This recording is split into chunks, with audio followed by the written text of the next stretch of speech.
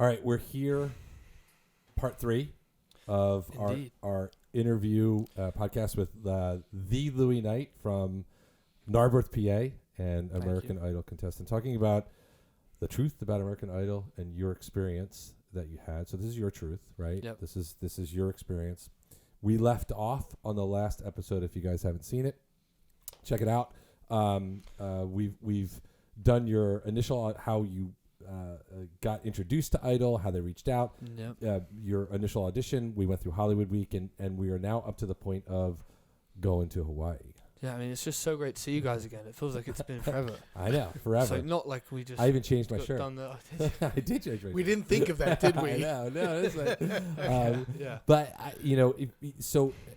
here we are going to Hawaii, which was super, super exciting.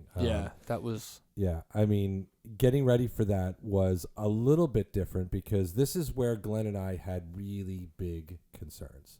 This is when things got really serious. Yeah. I think the weight of everything, your experience in Hollywood Week was very concerning to us because it was stressing you the hell out.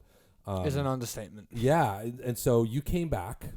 You know, a lot of people don't know. You came back to the Philly area, to Narberth, your hometown. And my first comment to Glenn was, Louis doesn't have any stage experience. And now he's going to go on a stage with a live audience. And, in Hawaii, because you kind of know what Hawaii is at that point where you're playing on the beach, which is really cool. But you had you had little bits of experience in there, but nothing on that Most scale. of the open mics, nothing, a few gigs, but nothing. So what we decided to do was we said, how much performing can we get between now and Hawaii and get you out in front of a crowd as much as you can. So, Glenn, you made a couple calls to the fine folks at Milk Boy in Philly that you Jamie know. and Tommy. Jamie and Tommy. Shout out. Yep, Amazing people. absolutely. Monday nights, open mic. Yep. Milk Boy, South Street. Milk Boy South Street and Milk Boy on Chestnut as well. But the South Street was an open mic. They said, and Jamie's like, yeah, bring him by. It was actually Tommy. Or was it Tommy? It was Tommy. You're right. So Tommy said, bring him by. And we did that. We got you on a couple of open mics. You actually won, which is kind of funny. Yeah, wasn't planned, but he did win. And what was interesting of that night was that you, it's a pretty loud bar, right? Yeah. And it's an awesome place. It's a really good scene, but it was loud and a lot of the small bar. It's like that's the South Street's a smaller venue. Yep, small, yeah, and it's a hometown crowd, which is really great. And a lot of the artists that got up there were pretty good, and some needed a little bit of work here and there. But overall, it was a fun night. Yeah. You get up, and the bar went from being loud and boisterous. Yeah, it was dead quiet, right, on the first night that you played there, which was really cool. That was very cool. And that's when Glenn and I looked at each other. Okay, this means a lot to us because if the hometown crowd in Philly likes you, that it's a tough crowd, man. You have a shot. Yeah. You might have anyone a shot. that knows Philly and sports will tell you. Eagles fans. If they don't like you, they don't like you. Yeah. And they're not shy about it, but they did. And fortunate. Yep. Yeah. We did feel fortunate. So you did a couple of open mics. You actually won the one open mic, and later story you came back and and played the Chestnut Street gig with the full band for the first time. That was your first full band? Yeah, that was actually my first full band gig, Apart from, obviously, the live at Gradwell, which we also did. Well, that's what I was going to say. We did the live at Gradwell to invited guests. In-studio. Right? So that was an in-studio performance, which we're going to put that up at some point. We did record that will be up at some point. Which was a lot of fun. So we got you a lot as of soon as my experience. editor gets on his act. Yeah, whoever that is. I'm kidding. So then we felt like we prepared you as best we could. We went through the whole thing with song choices. There was as with Idol, there's all this background work that you've got to do. You've got to shoot social media. You're doing commercials. You're doing other spots and stuff like that. Like it's a full-time job. It's a full-time job. Yep. Plus. And you were delivering pizza, but at that point you were delivering a lot less pizza because there was just we worked 7 days a week. Incrementally, that job just started kind of slowing down. Yep. Yeah. Yeah. Well, then eventually COVID hit, and we'll talk about that later, and it really came to a dead stop. But it slowed down because you couldn't do it. No, there was no time at all in the day. Yep. Yeah. And so we prepared as best we could for Hawaii. And you flew out first. And you went to LA first because you shot the commercial. Yeah, that was a nice unexpected. Yeah. I was down the shore with a friend of mine driving home, actually, and I get a call from Ryan, not Seacrest, Ryan Edley, the supervising producer. Yep. The amazing supervising producer and one of the funniest people I know. And I was like, why is he calling me? I was really nervous, and then I answered it, and he said, we have this cool Oscars promo, we'd like to fly you out next week. And I was like, what? Which was about 3 days earlier than 4 days earlier than you were supposed to go to Hawaii. So you're supposed to fly out on a Saturday to Hawaii. They were flying you out Monday or Tuesday, whatever it was, to go to LA. And you shoot that commercial. And so, which was a nice surprise, but it also, and there was a core group of you, some folks that had made it through to Hawaii. Margie and and a couple people who hadn't. Alyssa. Right? Alyssa, who's a lot of fun, right? Yeah, she's a hoot. She's a hoot. She's a great personality.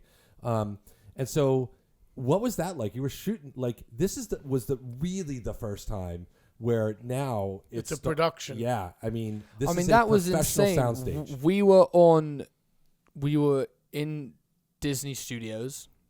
We were in the same lot. We were in literally the warehouse that Mary Poppins in 1969, I believe, was filmed. But that's just insane. History. Wow. Yeah. And we were there was a bus set up. And that was just such a. Learning about we did rehearsals, we did acting. We were talking to the director, who was an awesome guy. Just getting that on camera, literally commercial experience of just being a part of a real professional shoot for Disney and ABC and American Idol, to say the least, to be on the Oscars. It was an invaluable experience. And the commercial was modeled after a scene from the movie Almost Famous, right? Indeed. And did you know that movie? Did you ever see that movie?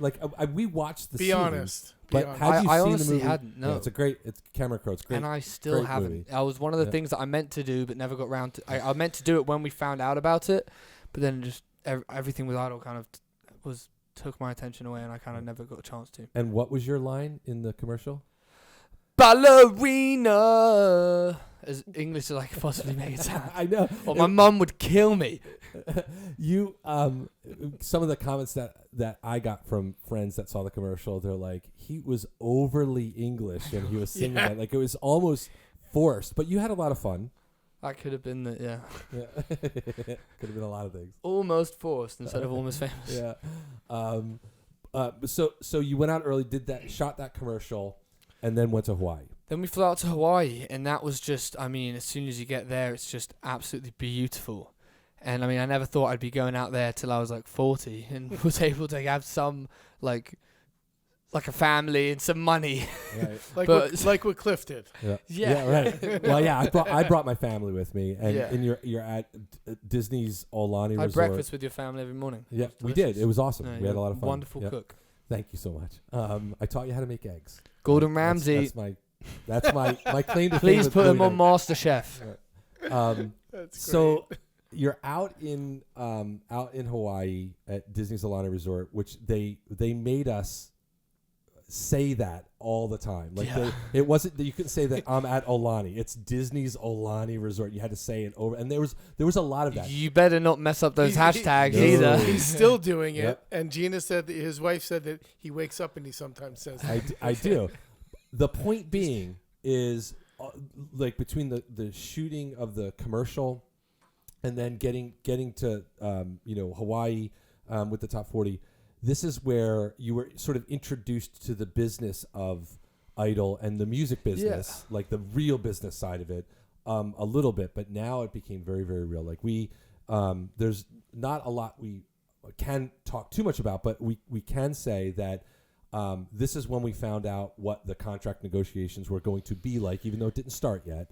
But if you made it to the top 20, it was made clear to us that at that point, this is when contracts start to come into play, and you go through that negotiation process. And we're going to talk about that a little bit later. But you start to have legal meetings, you start to have more business meetings. And the thing that I observed, I want to ask you about, we talked a little bit about the vocal coaching for Hollywood Week, but now that you're in a top 40 situation, you are assigned a vocal coach. And what was that, without naming names, because I'm more interested in, because you had Paul Atkins is your vocal coach at home, who has done an amazing amount of work with you and is he's responsible. If you need a vocal coach, it's Paul Atkins, hands down. He taught Ben Platt, and he's just so low key about it. Yeah, I know, and we love Paul. So Paul's on Team Lou, which was really great. But now they're giving you a vocal coach. You don't have much of a choice. You got to work with somebody, which is fine, right? I get the sense that experience for you in Hawaii was not the most promising. I definitely think. I mean, my vocal coaches were great. They were lovely. I don't know if in Hawaii they were the right fit for me. I'd gone into the Hawaii round. I mean, we'd rehearsed it in your living room with a unplugged microphone, and we have footage of that. Yeah. Oh, do we have footage? Look, I know we need content, but that's not going up on YouTube. Oh, it's there. Actually, you can. It might. Probably be. It I might. don't know. But yeah, I mean, I was so dead set on performing Mercy, and I'd been practicing that since we had gotten back. But let me pause you there, but even before that, you had chosen a Harry Styles song. You chose Falling. Oh, so yeah, right? I had initially chosen Falling, and then, which I mean is one of my favorite songs, and we then received an email back saying, look, someone else has picked this song. And I just had an inkling. I was like, it's Francisco. And then we're texting each other because he had told me that I had told him that I was planning on doing Mercy, and he had told me he was planning on doing a James Bay song, probably. And I just check in on him. I'm just like, hey, dude, like, how are you? Like, just, I mean, at that point, we still do talk pretty much every week. And at that point, I said, so what song are you going to sing? And he said, I recently just planned to do this Harry Styles song, but apparently someone else has taken it or wants to do it. And I just said, Falling, ? And I was like, this can't be real. Like, I mean, and you know what? And then I decided I just didn't want, I mean, I don't know. In hindsight, it was kind of a stupid, foolish thing to do. Which is one of those moments where, it's hard to always remember that you're in a competition during Idol. I mean, because you meet so many wonderful wonderful people, and you just become so connected and such great friends with them. So I was just like, you know what? Like, I've been doing Mercy. I've been practicing Mercy. I kind of have, I just started practicing that as a backup, and, I felt quite good about it. So I was like, look, like, you can do it, because we were going to have to do a hat pick. And I just thought I'd save us the trouble and just let him do that.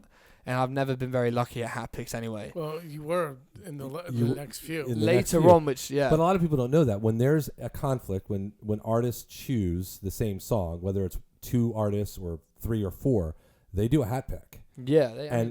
Which is, I don't know any other way of doing it that would be fair. So it's fair enough. Like, it's the luck of the literally the luck of the draw. But we did talk about it, and my first choice for you was Mercy. That was the song I chose for you when we were picking songs. You really liked Falling, and when you found out that Francisco was the other, you were just like, I can't do that to somebody. Like, this was the good I didn't want to do that. Who was just like, I don't know that I could honestly live with myself choosing that. So I think that this is a really good point that you're making, because that moment was also, it's a teaching moment. It's an education moment in the industry and in the business. Yeah. And you as an artist, because what you did was a very selfless thing. And in hindsight, you may have done it differently. Well, and that's how it played out, to be honest with you. Yeah. So his performance was just absolutely incredible. I was watching him from well, we afar, were both. We were both standing there, and watching I was him. just like, And I was honestly, I mean, I was so happy and proud of him because he knocked it out of the park. It was just him coming out of his shell. But yeah, I probably would have tried to fight that one though. If I'd looked, I if I think got you would back have crushed on it. that song, and you have subsequently sang that on some of your IG lives and some other things, and it is a really great song. No doubt, he killed it. It was he phenomenal. Killed it. It was and absolutely as he's phenomenal. killed every song, by the way. Yeah, Right? I mean, he's an amazing artist and a singer, and but it was a lesson learned, right? Absolutely. Because it is a competition, and I think it took us down a road that you didn't give your best performance. Like you get to Mercy, and then the vocal coaches are not happy with it. Well, the vocal coaches and they were just kind of, I made it clear I wanted to do Mercy. They were like, okay, that's cool. And then came the executive producer run-throughs where they obviously have to hear the song and kind of, I mean, everyone wants you to do your best. So they're kind of hearing it and saying, maybe this might be a better option. I think you should go with this. And essentially, the executive producers, Megan and Trish, they preferred Castle on the Hill by Ed Sheeran when I did that, which was one of my backups. And essentially what it came down to is I was kind of last minute swung by their perked up ears. I mean, in a sense, their ears really perked up. They were like, oh, Castle on the Hill, we really like that one for you. So I was like, oh my goodness, really? Oh, okay, I'll do it. I'll do it.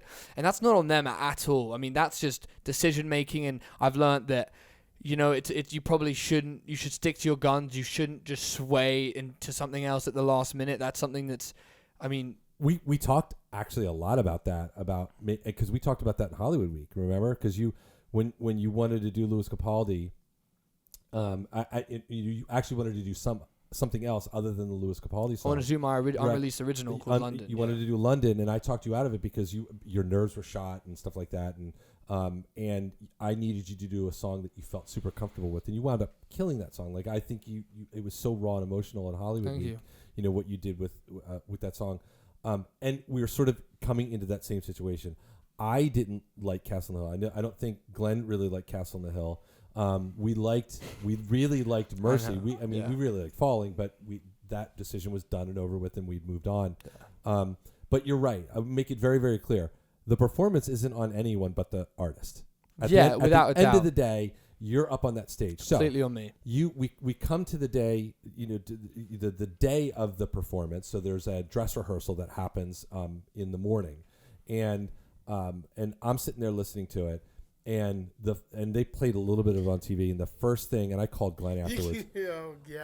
And I just said, we're going home. Yeah, can I just quickly? Are you serious? Yeah, I'm dead serious. So my phone rings and I'm like, hey, what's up? He's like, I think this is it. I'm like, what? Like he's going through? Yeah. And he goes, no, dude, I think we're done. This is the end of the road. Yep. It was bad. It was literally. I didn't tell you that. It wasn't that bad, was it? It was the worst dress rehearsal I've ever seen. The dress rehearsal. I thought you were talking about the actual performance. No. Because the actual performance was a bit of a step better. Yeah. It was definitely the dress rehearsal was the most atrocious thing. I was wearing a shirt 3 sizes too big for me. I felt like an absolute. It was terrible. Idiot. There wasn't anything good about the performance from your stage presence. No. I've never heard you sound more defeated in the way you delivered that I knew message. From my perspective. I watched that week play out. I watched us going from Mercy to Castle on the Hill. And from my opinion, because I stood outside the hotel room where you were doing your rehearsals with the vocal coaches, because I wasn't allowed inside, which was fine. But I was listening to it, and I was listening to the feedback that you were getting, from the vocal coach, and I couldn't have disagreed with it more. I was screaming inside. Because what you were being told was so wrong for you. Doesn't make definitely her wrong, Yeah, I just think. I mean, she's lovely. And she was trying to help, but I think it was a little bit just on me. It started getting complicated, and especially when you're dealing with the stress and the pressure of it all, it's really easy. I mean, it was really easy to kind of lose yourself and lose track of just being a genuine performer and just sing from my heart. And I mean, at this time also, I was still dealing with a lot of anxiety left over from Hollywood Week. I mean, I'd taken on meditation every day. you know, I was really, for a long time, I would be up all throughout the night with my heart racing because of that experience in Hollywood Week. Well, for me, we were at another stage of the evolution of your career in music, and that was It's quick, wasn't it? it came really fast, right? And the problem for me, where I was sitting, was you were being influenced. Again, this is on you. It's on us. All on me, right? yeah. It's all learning. They're awesome people. They only want the best for you. Yeah, and they have their opinions, but I could see that opinion was wrong because I had been working with you in the studio with your album. Glenn had been working with you. So we knew what worked for you and what didn't work for you.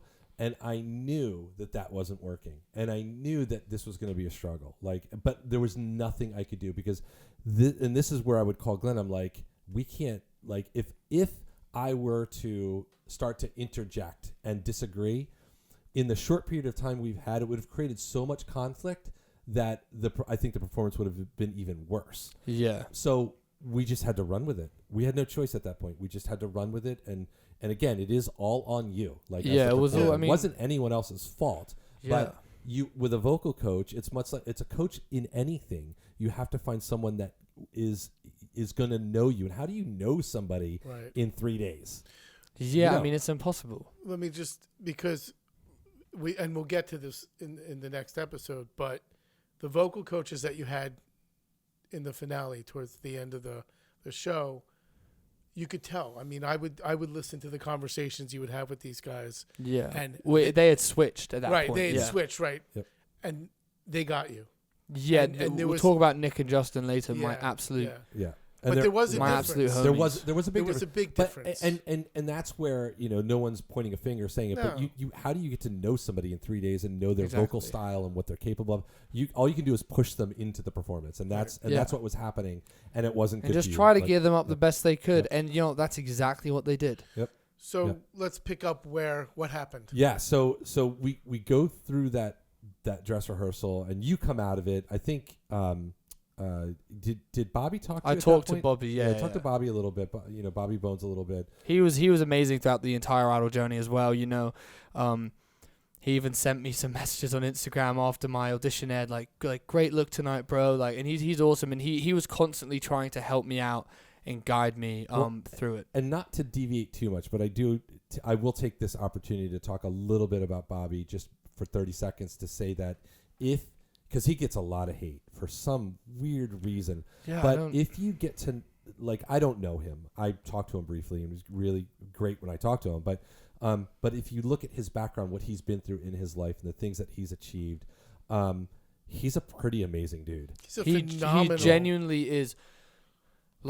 Honestly, I connected with him so deeply from day one. He helped me through Hollywood Week at times when I was crying on the stairs cause it was Russell's anniversary of his passing, and the day that you had your breakdown. The day I had my breakdown, and so that was obviously a factor. But I mean, Bobby was just there through it all, and he's just so completely genuine.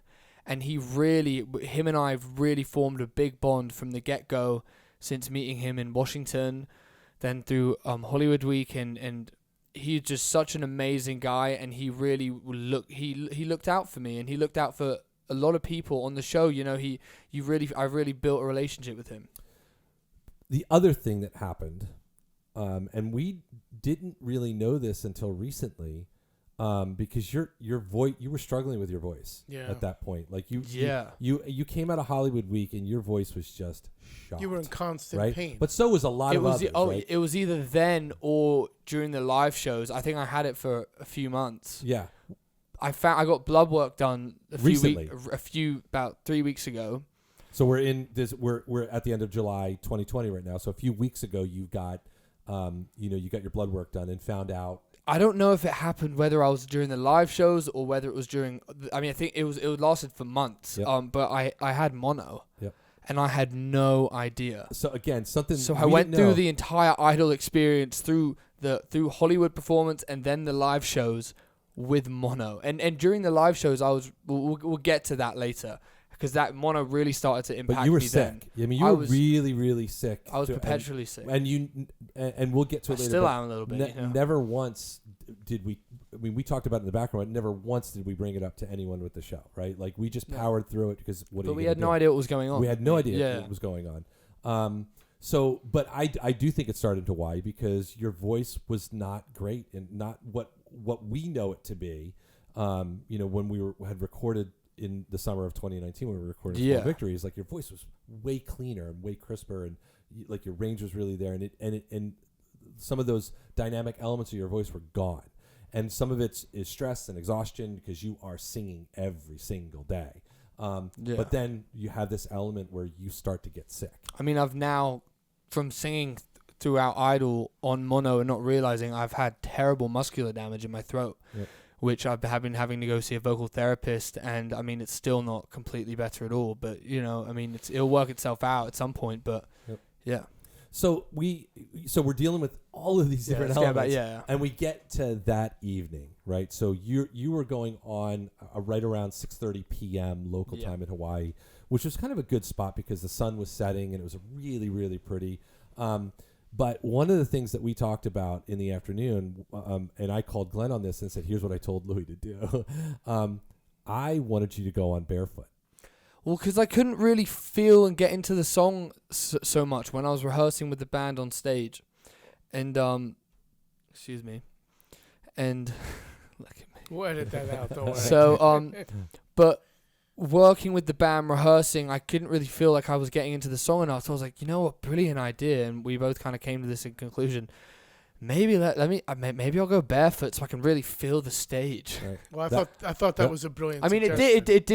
it did actually help. It's not as bad of an idea. Maybe if you're looking here, if you're watching, and you might be auditioning and performing in Hawaii next year, maybe try barefoot. Who knows? Because you did, and we were talking about putting 4 on the floor.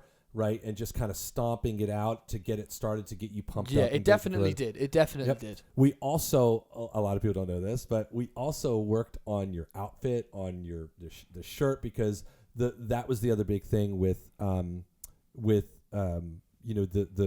dress rehearsal that you were doing. The shirt was really, really baggy. And you wore the shirt that I absolutely can't stand, that red from day one. From day one, really, really hate that shirt. And we worked on the look because I wanted you to feel really comfortable on stage because we wanted you to look good, because if you feel like you look good, it plays a massive confidence in how you look, and that's why I work out. That's why, I mean, so many things contribute to your mental health and how you actually feel in that moment, and in that case it definitely did. Okay, so the judging is the next day. It's just a really, really long day, for that piece of it. And it played out as it played out on TV. There wasn't much that they didn't show. I mean, it was pretty raw. I mean, it was raw, but they didn't show how drawn out it was in person. It was like I was chatting to them for about 5 to 10 minutes where it was quite drawn out and was like, we have to send people home and like your performance wasn't very good. And we kind of did talk a lot about, I mean, I got so much amazing feedback and great words of wisdom that I take with me today wherever I go, and when hopefully I go in my career, knock on wood. But it was, I mean, obviously it was playing to kind of dramatize the situation a little bit, obviously,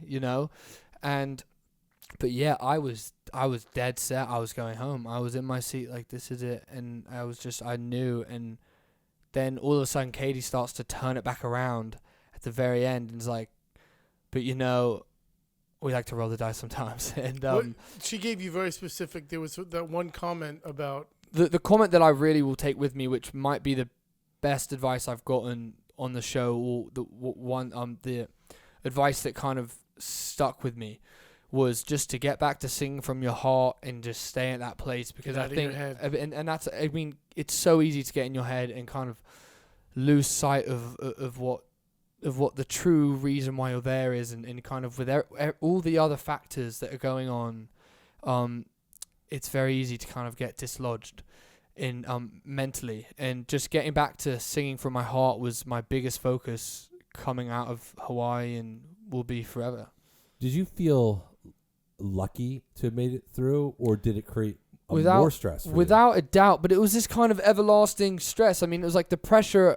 I just clearly had not lived up to my audition, and again, that's on me completely. I just kind of I used to think I was quite good under pressure, but it kind of got to me a little bit, and I mean I'm not afraid to admit that, and I think I wouldn't change anything though. It honestly it all prepared me and taught me so much to go forward with. So. And forward we will move. So next episode we are going to talk about the finale, live shows, getting to the live shows in the finale, and COVID and COVID and some serious stuff that happened that we definitely did not like. So part 4 coming up. But again, thanks for coming by, and thank you very much, everyone, for joining. Thank you both. Say mahalo. And we are out. Bye.